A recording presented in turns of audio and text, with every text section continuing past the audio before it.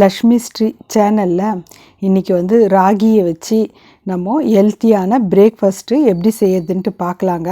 அதுக்கு என்ன தேவை, எப்படி செய்யறதுன்ட்டு பார்க்கலாங்க. ஒரு கப்பு வந்து ராகி எடுத்துக்கலாங்க. இதே கப்பால் தாங்க நான் எல்லாம் அளக்க போகிறேன். ஒரு கப்பு ராகி ஒரு பவுலில் போட்டுக்கலாம். ராகி நம்ம எடுத்துக்கிறதுனால கால்சியம், நார்ச்சத்து, இரும்பு சத்து, புரதச்சத்து இதெல்லாம் நிறைஞ்சு இருக்குதுங்க. அதனால் வந்து இதெல்லாம் இருக்கிறதுனால வெயிட் லாஸ்க்கு நம்மளுக்கு மிகவும் உதவுதுங்க. ராகி எடுத்துக்கிறதுனால சுகர் அளவும் நம்மளுக்கு வந்து கண்ட்ரோல் ஆகுதுங்க. அதே கப்பால் வந்து 1/4 கப்பு வந்து நம்ம கொள்ளு போட்டுக்கலாங்க. இதில் வந்து அதிகமான நார்ச்சத்து மற்றும் புரதச்சத்து இருப்பதுனால நம்மளுக்கு வந்து உடல் வந்து எடையை வந்து குறைக்க உதவுது. இதில் வந்து நம்மளுக்கு வந்து ரத்தத்தில் சர்க்கரை அளவை கட்டுப்படுத்த உதவுது. இதுலேயும் இது கூடயே வந்து 2 ஸ்பூன் வந்து நம்ம ஜவ்வரிசி போட்டுக்கலாம். 1/2 ஸ்பூன் வந்து வெந்தயம் போட்டுக்கலாங்க. 1/2 ஸ்பூன் வெந்தயம் போட்டுட்டு 4-5 டைம் வந்து நம்ம நல்லா கழுவி எடுத்துக்கலாம். ஏன்னா ராகில வந்து மண் தூசெல்லாம் இருக்குங்க. அதனால் 4-5 டைம் கழுவி எடுத்துட்டு இந்த மாதிரி நம்ம பிரேக்ஃபாஸ்ட் எடுத்துக்கும் போது ஹெல்த் பெனிஃபிட் நம்மளுக்கு நிறைய இருக்குதுங்க.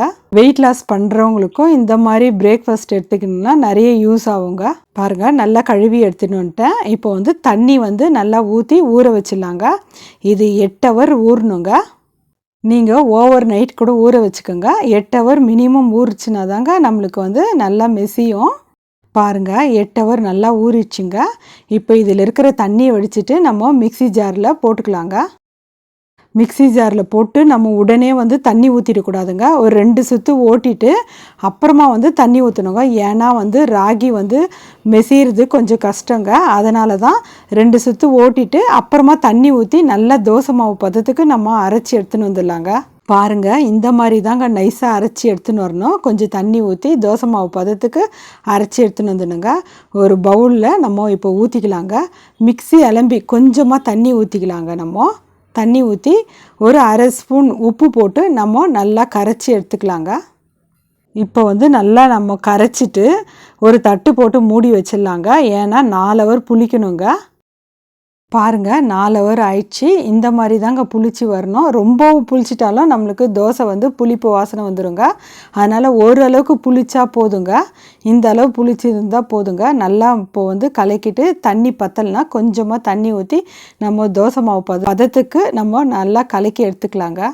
கேஸ் ஆன் பண்ணிவிட்டு தவா வச்சுக்கலாங்க. தவா நல்லா காஞ்ச உடனே நம்ம ஒரு கரண்டி மாவு எடுத்து நம்ம எவ்வளோ மெலிசா தேய்க்கிறோமோ அவ்வளோ மெலிசா நல்லா வருங்க தோசை. இப்போ தோசை ஊற்றிட்டு நீங்கள் நெய்யனா ஊற்றிக்கோங்க, எண்ணெய்னா ஊற்றிக்கோங்க. நான் எண்ணெய் தாங்க ஊற்றுறேன்.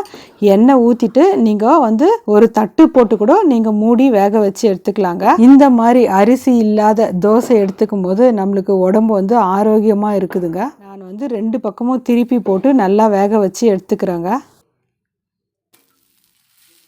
பாருங்கள், 2 பக்கம் நல்லா திருப்பி போட்டு வேக வச்சு எடுத்துட்டுங்க. இப்போ நம்ம எடுத்துடலாம்.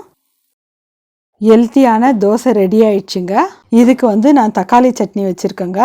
நீங்கள் வந்து காரசாரமான எந்த சட்னி, சாம்பார் எது இருந்தாலும் டேஸ்ட் வந்து ரொம்ப நல்லா இருக்குங்க. நம்ம சேனலில் அரிசி இல்லாத பிரேக்ஃபாஸ்ட்டு நிறைய போட்டிருக்கேங்க. நீங்கள் விருப்பப்பட்டால் செக் பண்ணி பாருங்கள். நீங்களும் ஒரு டைம் இந்த மாதிரி செஞ்சு பார்த்துட்டு உங்கள் ஃபீட்பேக் எனக்கு சொல்லுங்கள். லைக் பண்ணுங்கள், ஷேர் பண்ணுங்கள், சப்ஸ்கிரைப் பண்ணுங்கள்.